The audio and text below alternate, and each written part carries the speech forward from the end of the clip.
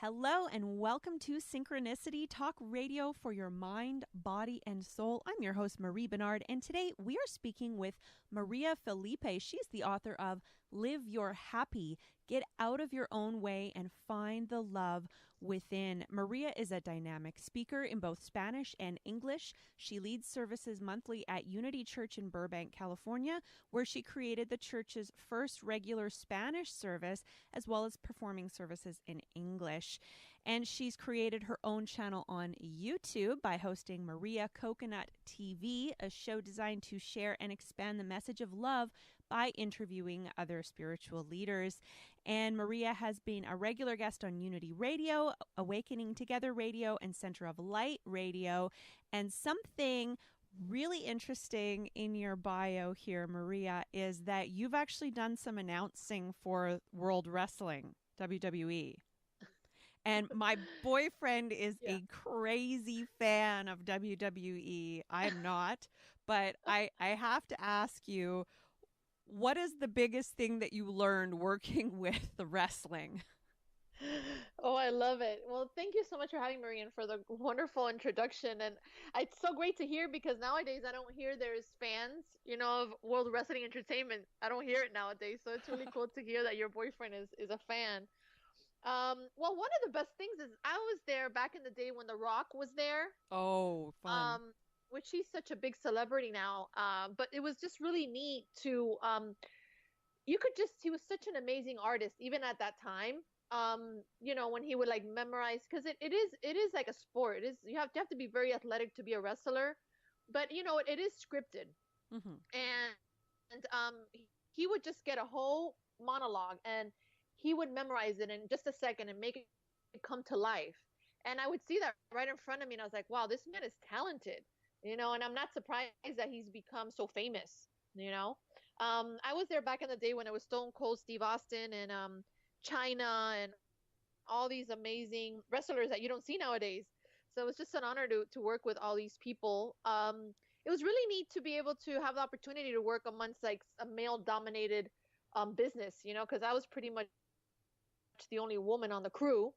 So that was really interesting. And also I had a love interest, a scripted love interest that was a midget. His name was Minimax. So that was kind of cool too, to So be going you out with a midget. so you actually did wrestling as well? Well, I didn't do wrestling. I actually did the interviews. So I would interview the good guys and the bad guys when they would come off the ring. And I would interview them and how it went or if they were upset that they lost or whatnot. So I was the host of the show. That is so fun. We're going to be Yeah. looking you up on YouTube later tonight for sure. Yeah. Yeah, and it was alive. Like the show was filmed live in front of that time it was like, 50,000 people. So it's just really neat to be live on television like that too. That's so beautiful. And I imagine it really helped with your public speaking skills and to be around such people with so much energy and character. Yeah, my television background really helped me as a speaker because I did a lot of live TV, which means that you could only do it once. It's not like you could pre-do it and it's pre-taped and you could re-tape it. It's like you have to do it good in the moment. Or if not, it's just live. That's it. It's done. So when I'm speaking, I'm very quick on my feet because of that skill of hosting for so long national TV shows that were live. Really helped me to just be in the moment and, just think quick on my feet when people ask me questions. So it's definitely helpful. Has been Thank helpful. Awesome. Thank you, Maria. Well, we'll jump into talking about your book, Live Your Happy. So, why do you care? Why do people need to start living their happy?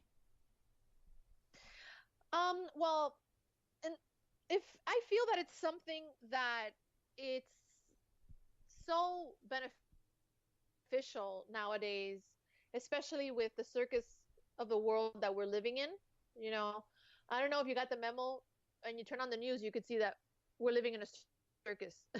Yeah. It's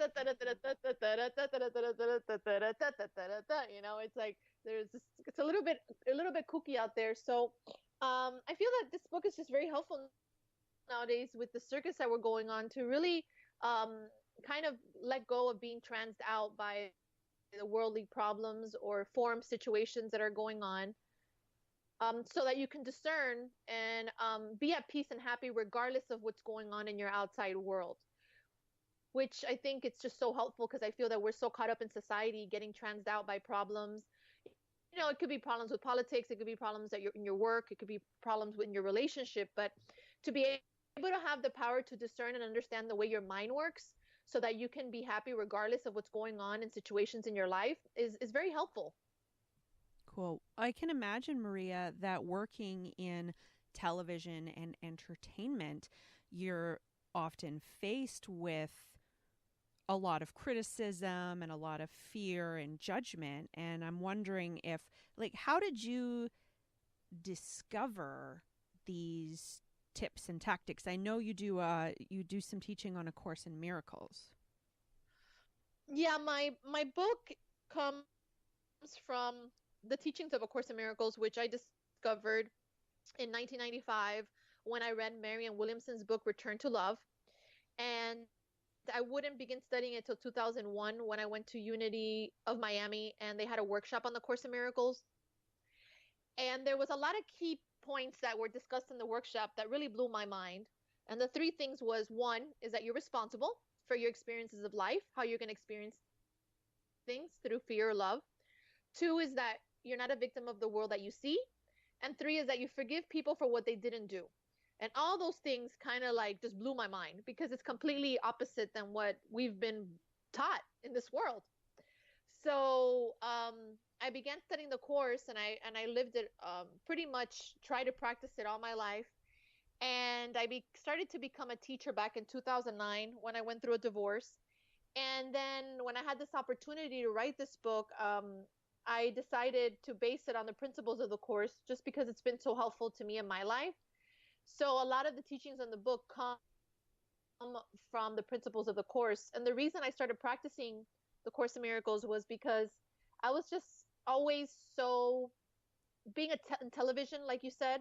I suffered a lot because I was always in competition. I always felt I wasn't worthy of the work, or the when I would book something, I didn't feel sometimes I was pretty enough or the best. And if I didn't have a boyfriend, I was sad. You know, so it was like the world. If the worldly form didn't look a certain way, I wasn't happy.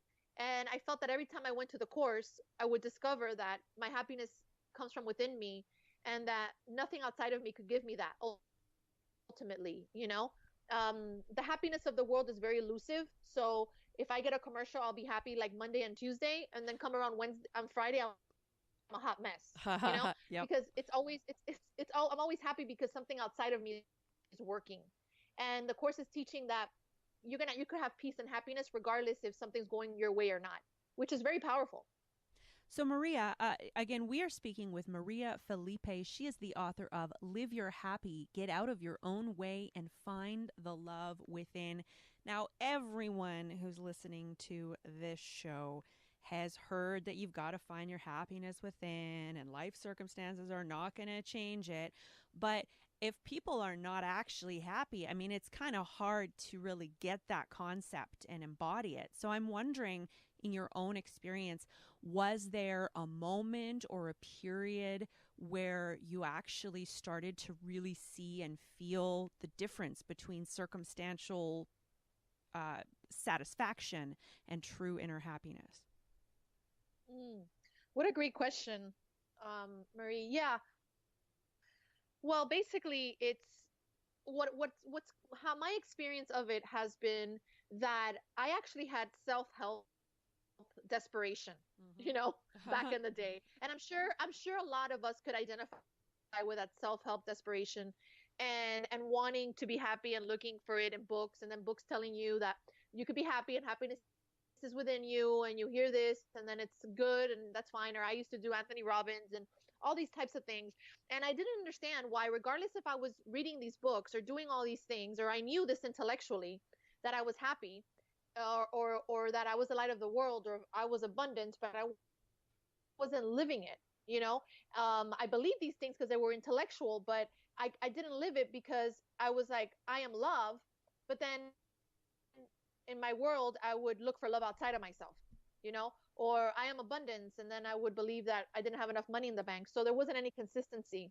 So what helped me was to bring it in, because and I love what you said, because it's really bringing it into your awareness of living it with every cell of your being, like really living the principles that I'm talking about in the book, which is how I started living it. Was it started to go from my head intellectually to my heart.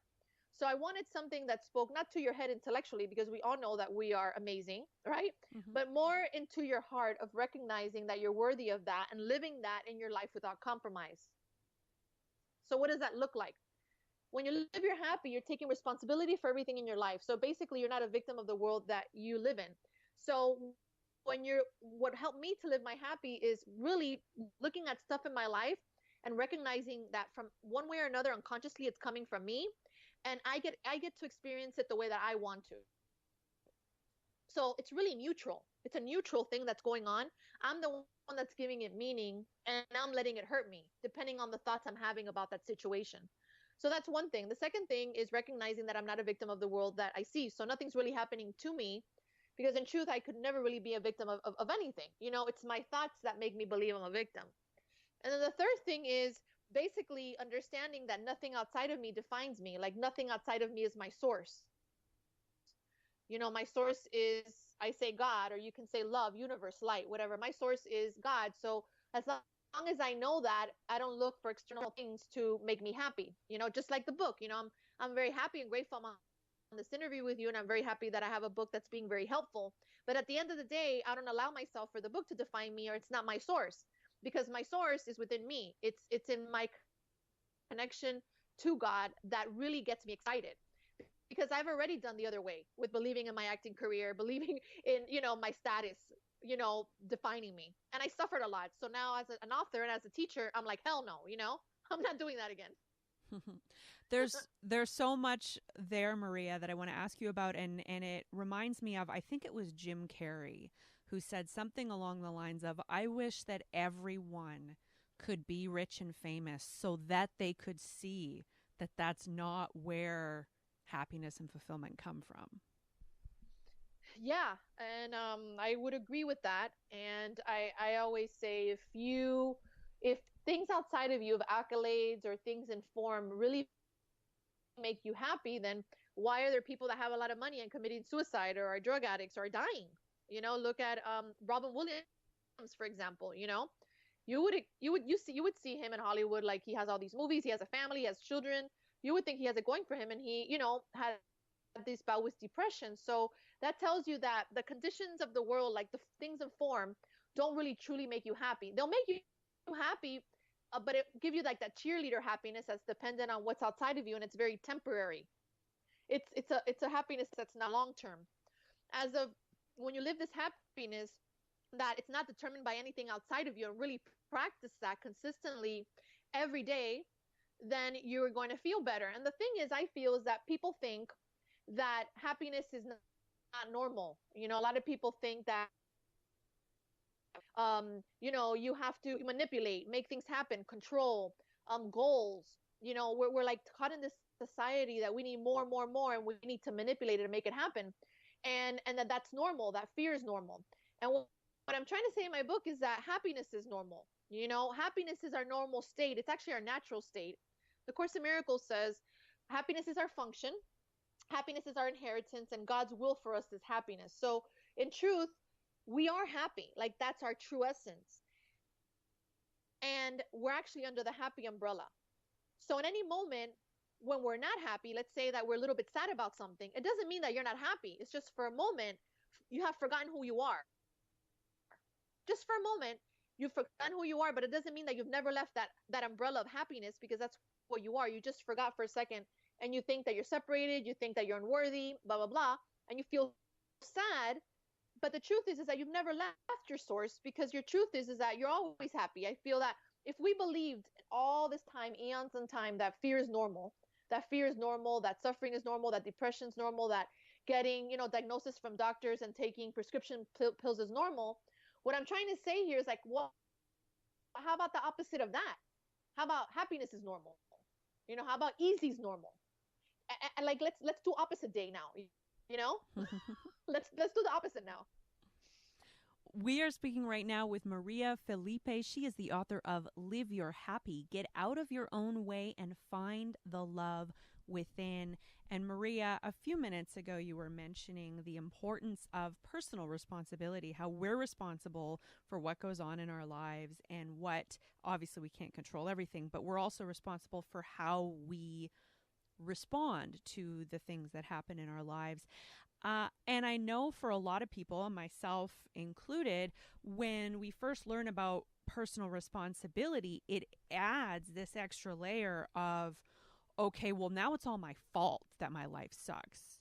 Now the fact that I'm having suffering or having depression, it's my fault because I'm responsible for it. So what do you say to people who think that way? What a powerful question. Yeah, and I'm happy you're asking these things. It's Marie, right? Mm-hmm. That's how you say it, Marie.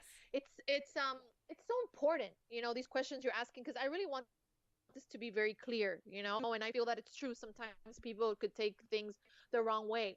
And when I'm talking responsibility, I'm talking about the responsibility that's based on the Course in Miracles, which means that you're responsible for the way that you're going to experience something. So it's not necessarily, you could say that, you're going to see like, oh, I made this person do this to me, or I made the situation happen, because that doesn't help. But it's more of, I have the opportunity to discern and to experience it through joy or pain. That's my decision. And that's very powerful. I feel that when we stand into taking responsibility of how we're going to be able to see things, it's very powerful. Now, for the people that say, oh, I don't, it's hard for me to take responsibility because then, I have to suffer or whatnot. I'd rather go there and take responsibility, even though it might hurt, versus not, because then I am going to eventually suffer even more, because I'm just going to brush things under the rug and feel victimized. And spirituality is not brushing things under the rug. Spirituality is being authentic. And I always say authenticity is sexy. I feel that taking responsibility, even if you don't want to, is very radical, and it actually is very helpful to be happy. Because there's times in my life that I haven't wanted to take responsibility for things, and it sucked. It sucked to feel the feelings.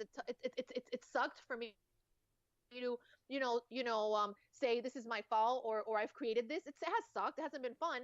But when I've done it, Marie, I have felt so much better in the long term, because I get to really live.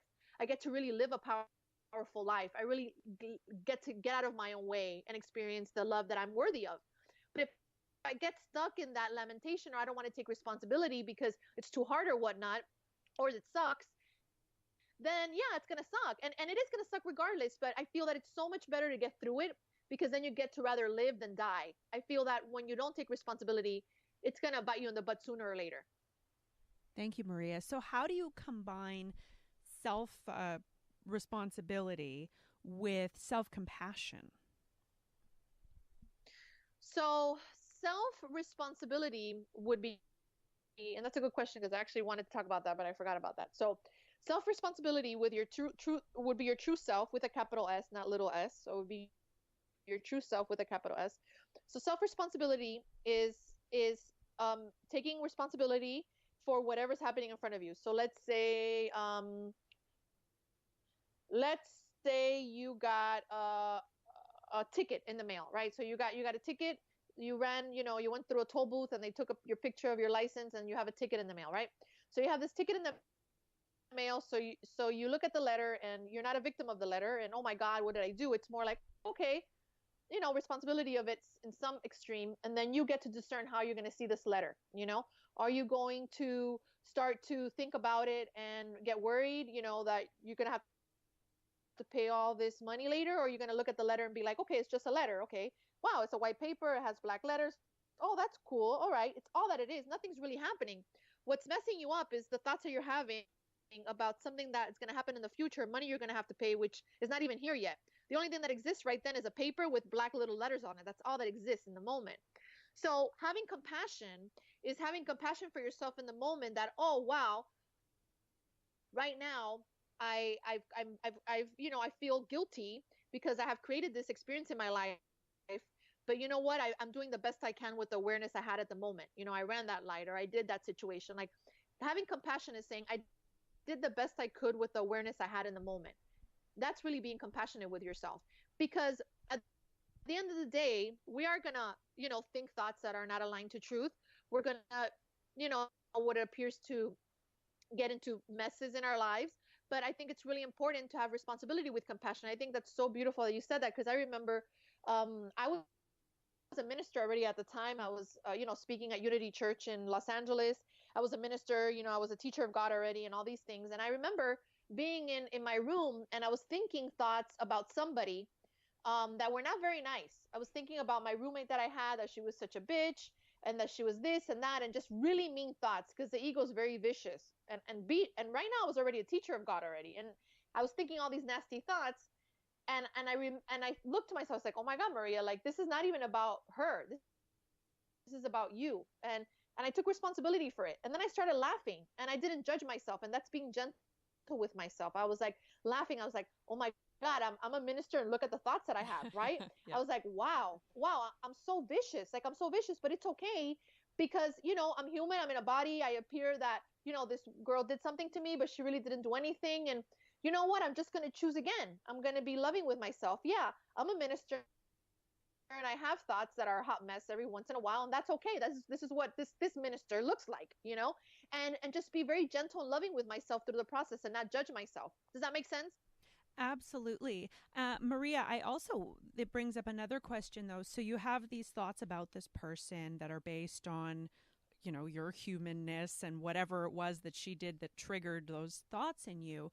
Um, and I'm wondering though, because sometimes we'll have thoughts about people, and maybe the negative label we put on them might not necessarily be accurate. But how do you discern between, okay, so just because I think she's a bitch doesn't mean that she's a horrible person. However, maybe this is not a person that is healthy for you to continue living with or to continue being friends with. So how do you discern that kind of thing? Well, I say this, basically you can forgive somebody, like, look, be in the relationship, and have these thoughts. And the key is there, how the thought system of the mind, the way that I describe it in my book, is fear, love. You have Holy Spirit, or ego, or love and fear, or I call the ego voice in my book the cuckoo voice. So you have the cuckoo voice, and then you have the voice of love. So you could discern which thoughts are you going to go with the thoughts of love or the thoughts of ego. Now, if you go with the thoughts of love that are aligned to the thoughts of love, you're going to see this person differently. Now, if you go through the thoughts filtered through fear, you're going to experience different thoughts about this person. So what you want to do is recognize that that person is a mirror of you. So really, if you think you're putting the knife over that person's head, you're actually putting it on your head, because you get to be able to heal by the way you're going to see this person, because it's just you. The Course in Miracles says we're all one. So we're really, every time we're attacking somebody outside of us, we're actually attacking ourselves. So that is very important to do. But what I'm trying to get at here was what the original question that you asked me. What was it? Because that's the missing piece that I'm forgetting. What was it? What was the question exactly? So even though our judgments might not be true, that person is still worthy of compassion and love and all of that. Okay. How do we discern, just because the person is not a horrible human being, it doesn't necessarily mean we have to stay in contact or expose ourselves. Exactly. And that's what I was going to get at. Okay, good. So after you discern and realize, okay, this person's worthy of love, and you have forgiven them, it doesn't mean you have to go on to have a coffee with them, it doesn't mean you have to go to coffee on a coffee date, because it's just in the mind. You see, it's not like you have to continue hanging out with that person if you don't feel aligned to. You have to follow your excitement, and if that person is not, toxic or something in your life, then, and you feel like they don't need to be in your life, doesn't mean you could love them and they don't need to be in your life. That's okay too. It's like the president nowadays. I choose to love him because he's my brother. Because I see him as I see myself, and anytime I have judgment thoughts about him, I actually have judgment thoughts of myself. So I think loving thoughts about him, but I wouldn't want to go to a coffee with him. So that's what I'm getting at. I feel like we can have forgiveness and love someone, but not necessarily do you have to hang out with them. you know? Interesting. Thank you. We are speaking right now with Maria Felipe. She is the author of Live Your Happy, Get Out of Your Own Way and Find the Love Within.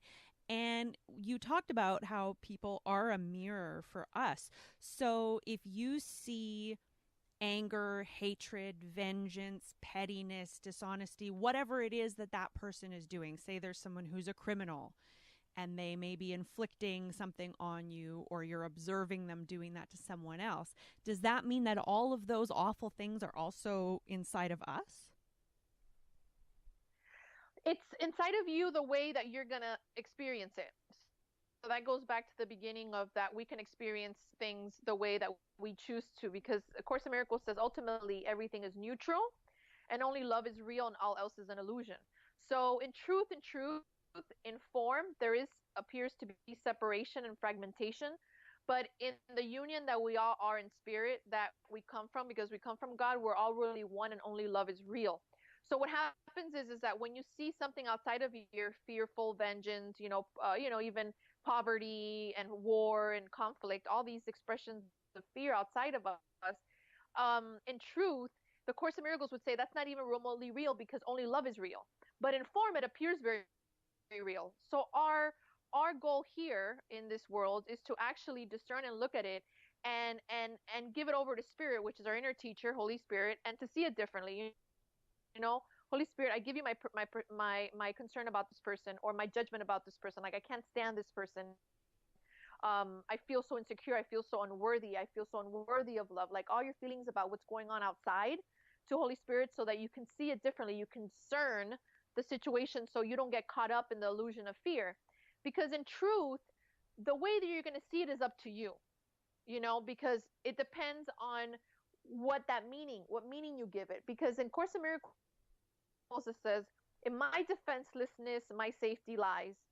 So when you defend yourself or you try to defend a projection that's outside of you, you're actually harming yourself, because in truth, it's not like that person is, how do I say this? Like, for instance, like I had this situation with my dad, because he and my mom are getting divorced and I'm in the middle of it, and I was having these thoughts about him that were pretty nasty, and his I kind of started to see that his actions were very nasty.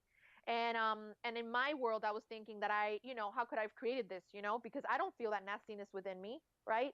So I was like, how did I create this nastiness? So what I did is, instead of even going there, I just went into my mind, and I said, my mind is part of my dad's mind, and the truth is that we're all one and we're both in love, in this space of love. And I have for 1 second just projected and believed that he's separate from me, and I believe he is these things about, I believe this story about him in my mind. But it really comes from your mind. I mean, it looks like it's happening outside of you, but whatever you're thinking about in your head, you've made it up, because you're giving that situation meaning, and you've made it very real, and then you get hurt. But if you look, that your mind is so powerful that you can choose to see it any way you want to, then you're free. Okay, Maria, but what if someone comes up to you and like punches you in the face? If somebody comes up to me and punches me in my face, then it's going to feel very real. Why? Because I'm informed, right? Yeah. If only love is real and all else is an illusion, yeah, it's true that only love is real and all else is an illusion, but I'm informed, so it appears very real. So if somebody punches me in my face, I'm going to react to it because I'm in a body, right? So my job is to, I have no idea how I'm going to take it, but I'm sure it's going to hurt like a mother for sure.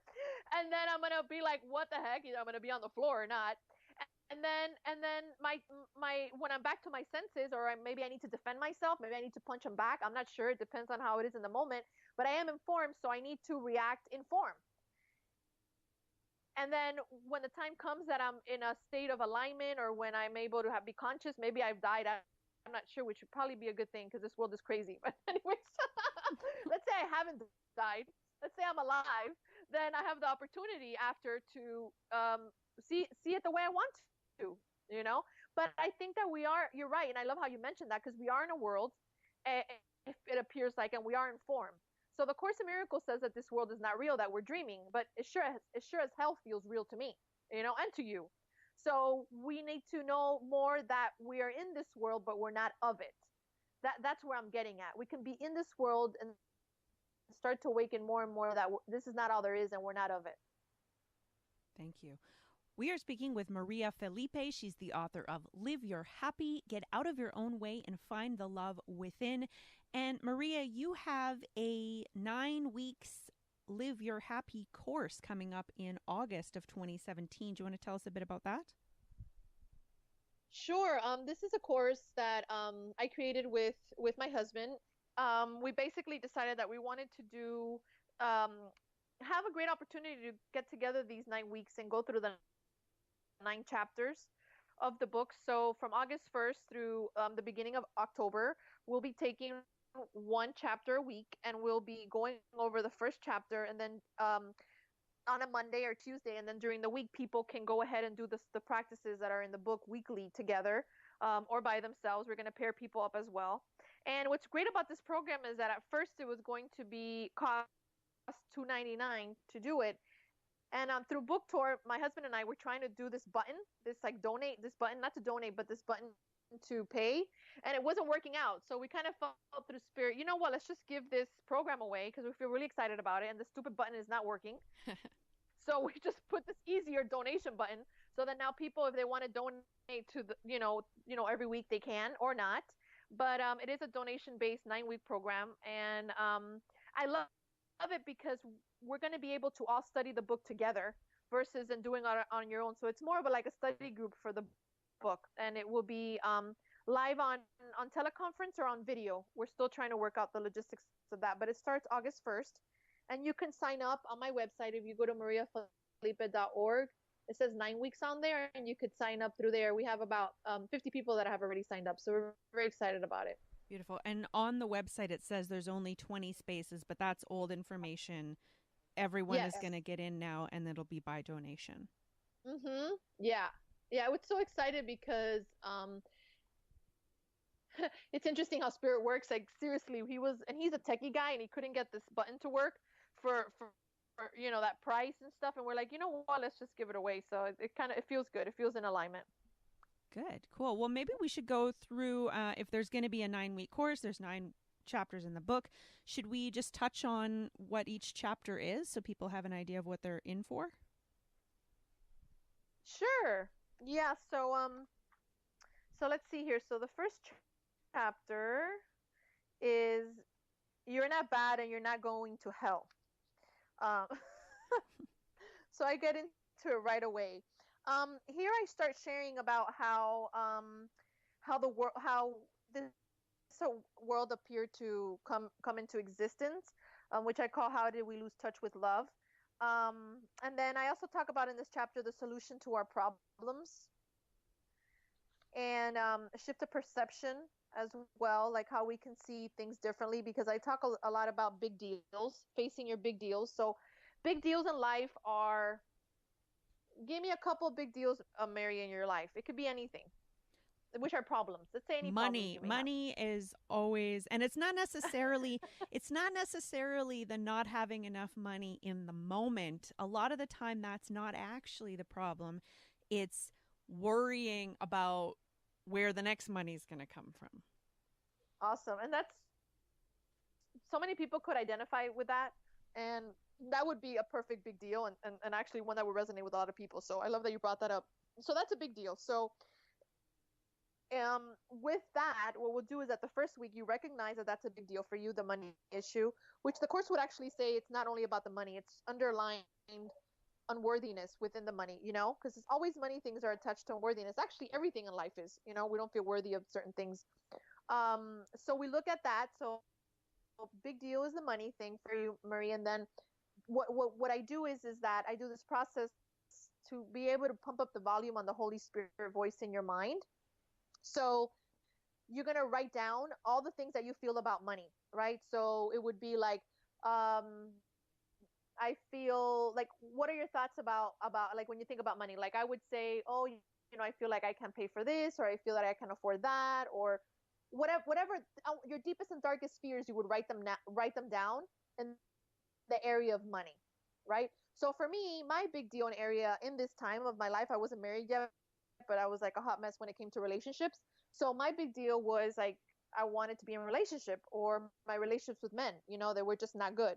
So I would be like, I don't feel worthy of a relationship. Why is everybody in relationship and I'm not in relationship?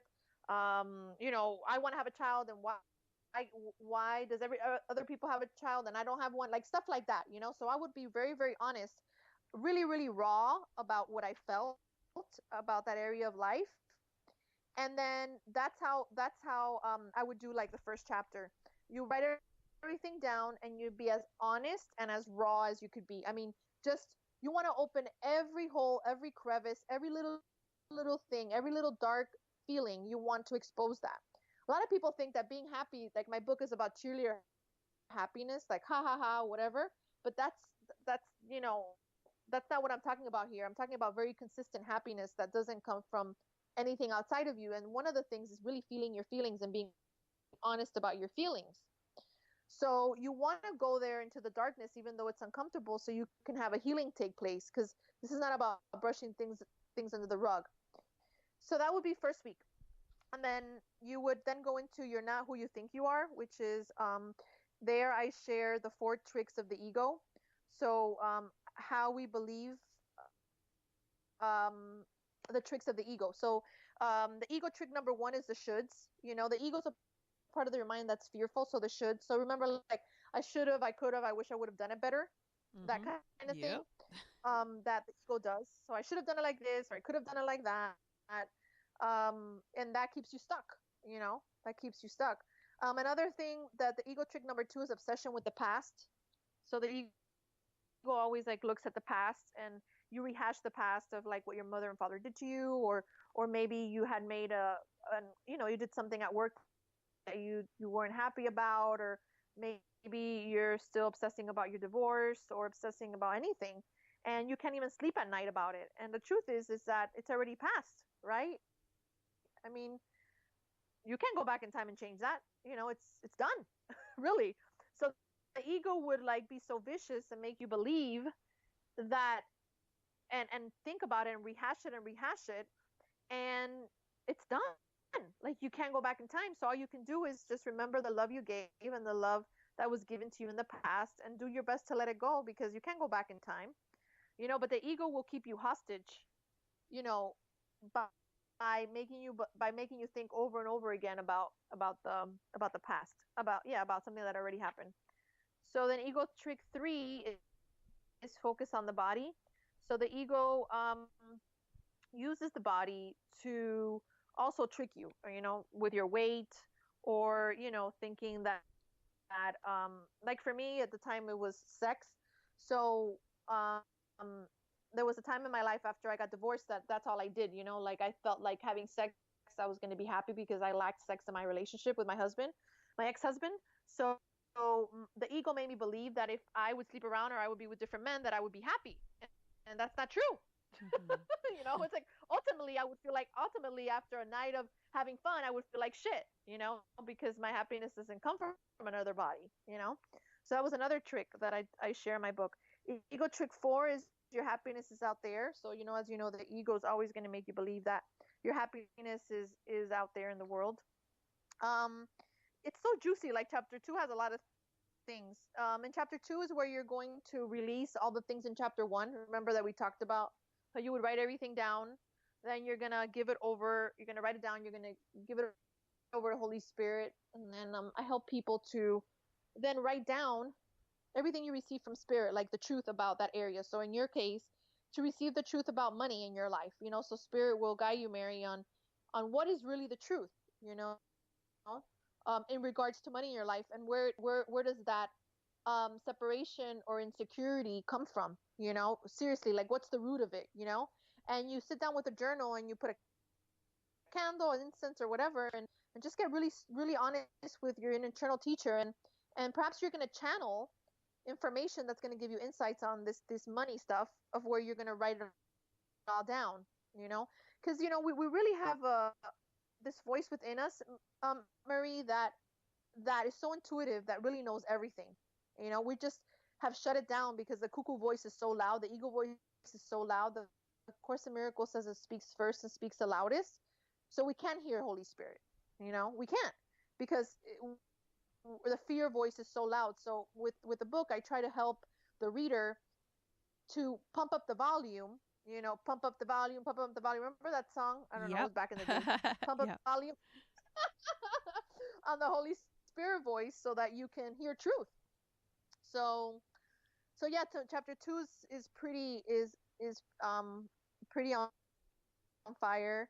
Yeah. So there's chapter 3. We could go, but I'll be on the call for like 2 hours Yeah. if I go over all the chapters. That's just a little bit of what you guys can expect from the class. Beautiful. So, Maria, we are speaking with Maria Felipe. She's the author of Live Your Happy, Get Out of Your Own Way, and Find the Love Within. What is your favorite part about teaching this work? My favorite part about teaching this work is that I get to have the opportunity to really share struggles that I've been through and help people recognize that it doesn't have to be that way, because I struggled so much with being unhappy, with believing that my problems were real, with identification of my career, not feeling worthy of love and felt worthy of being in relationship.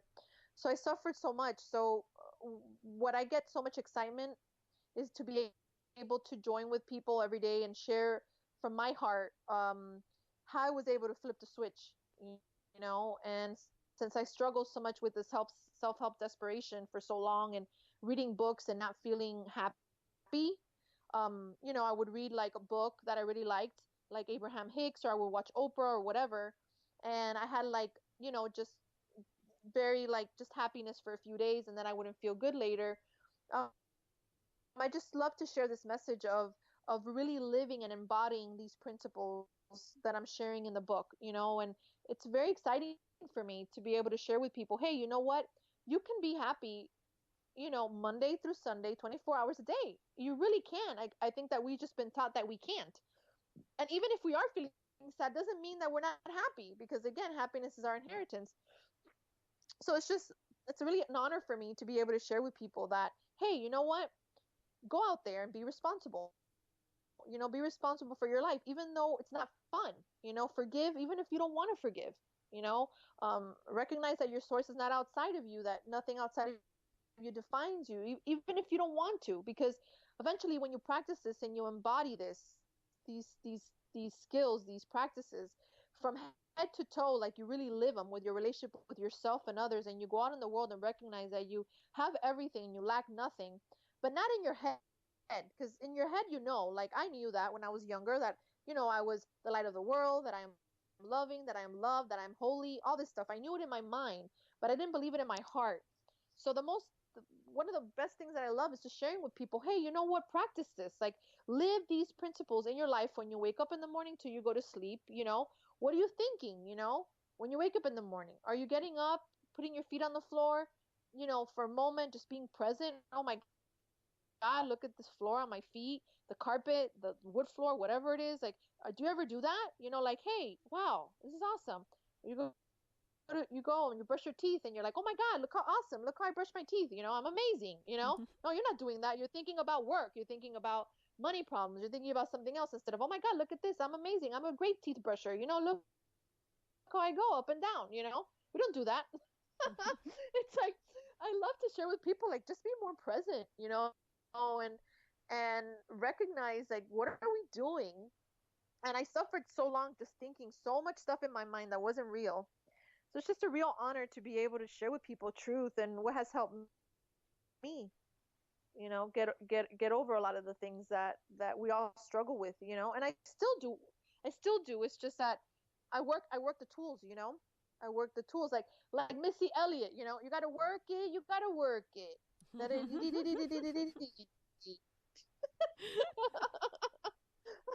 Remember that song? I do, I don't want to say yes. the rest of it.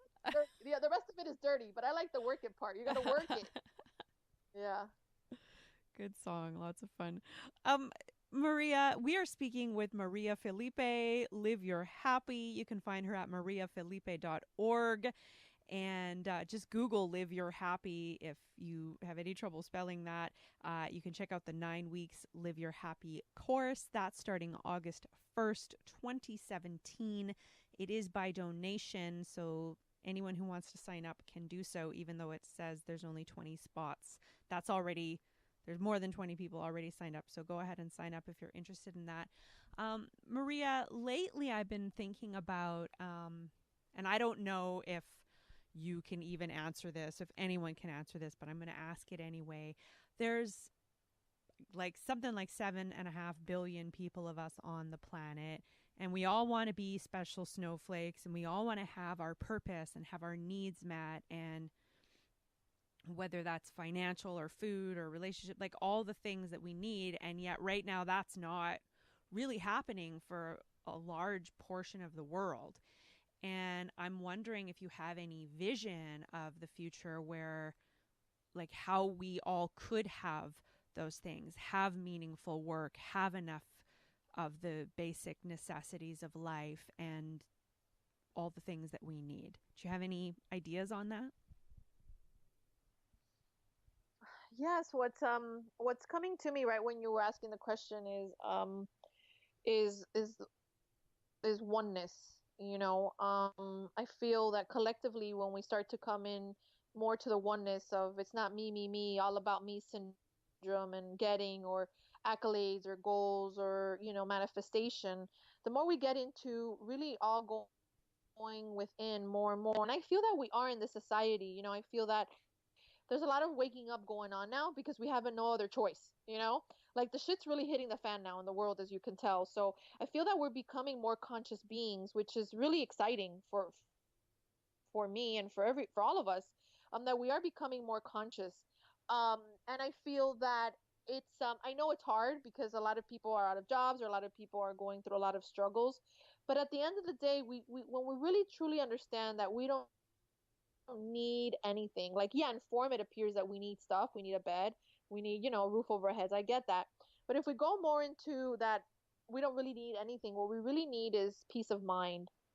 I feel the more that we go back into the peace, like peace first, it's not so much like I want the job. It's more like I want peace first. It's not, I want the relationship. It's more about peace first. Or, it's not that I want so much money in the bank as I want peace first. I think the more that you start to become aligned more and more to peace, the more you're going to start to be more internal and start to have a relationship with your true self, which is Holy Spirit.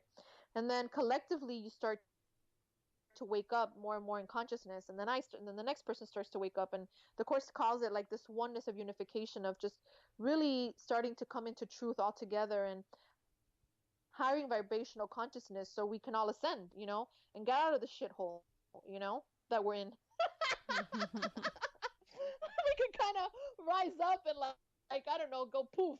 I don't know, but it's like just raise consciousness so we could all really like ascend from this experience of fear that we've created, that we have, you know, that we can. The Course in Miracles says we thought we can do it better than God, so poof, here we are.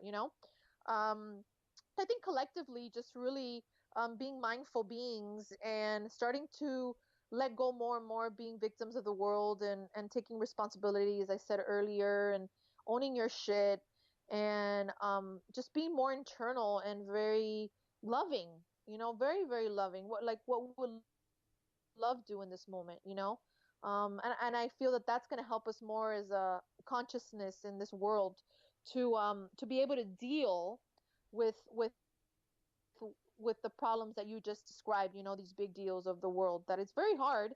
I've been through a lot of hard things too in my life, but I've learned to just see them differently. Okay.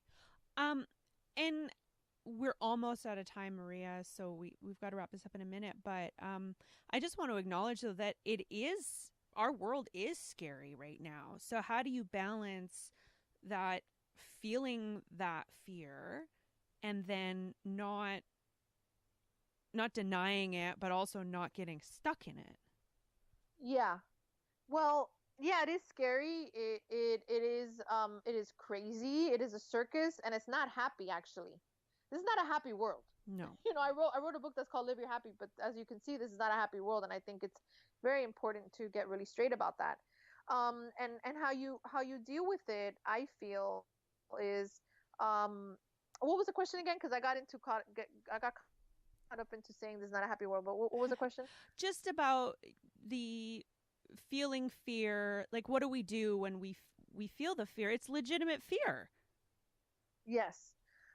You feel, well, you're right. So the world is crazy. So it's not a happy world. Okay. So the fear is like you feel it, and it's legitimate fear, but in truth, it really isn't legitimate fear because you're believing that something's happening. So it makes it very legit. Like, oh, I'm fearful because there's something really happening in the world. But if you start to detach yourself of how you're seeing the world, you're going to experience it differently. Um, if you say legitimate, it means that you're making it very real, that there is something going on, that there is something in form going on, which in form it looks like it. But again, I go back to only love is real, all else is an illusion. So legitimately, it's not fear. It's actually only love exists. It's just that we've made up that this separation and we believe that something's happening. I know this is kind of crazy and very metaphysical and very out there what I'm talking about. But this is the only way we're really going to start to wake up in this world is by thinking this upside down way, which is the upside down of what we've been taught. So how you do it is that you feel it. You're like, oh my God, like you turn on the news and look at what's going on in the world and look at the wars and all of that. And you be gentle with yourself. You're like, you're gonna feel it and be like, oh my God, I'm scared, and you're gonna give it over. Holy Spirit, I'm shitting in my pants because of what's going on in the world right now. It sucks. Like I'm so scared. How can I see this differently? How can I experience it differently? And you're gonna receive the response. I mean, or eventually you're gonna change your perception of it. But I feel that the more that you justify your fear, the more that you believe it to be true, the stronger you're going to make the energy. Because if you react to the fear and you add more and more fear to it, it's just going to get bigger and bigger and bigger. Does that make sense? So if I believe it, I make it real, more real. Versus like, okay, this bomb just went off. Okay, wow, that sucks. Woo, how can I see this differently? How can I really have thoughts alignment to love right now versus freak out and be a victim or make it even worse with my consciousness and add more fear to that war that's going on outside. We need to elevate consciousness and start to bring everything up and look above the battleground and just see how silly and how crazy this is.